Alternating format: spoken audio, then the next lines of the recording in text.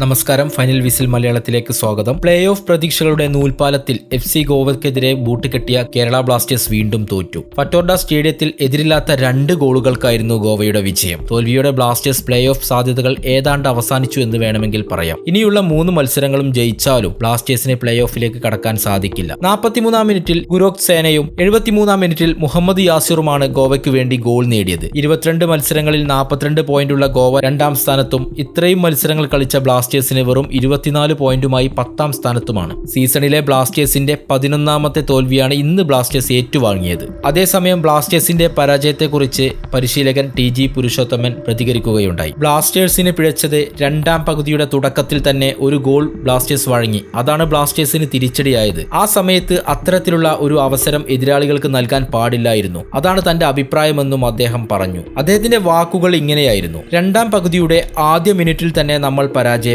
ലീഗിലെ ഏറ്റവും മികച്ച 2ാമത്തെ ടീമിനോട് ഇത്തരത്തിലുള്ള ഒരു ചാൻസ് വഴങ്ങാൻ പാടില്ലായിരുന്നു. അത് സംഭവിച്ചു. അവർ അത് മുതലെടുത്തു.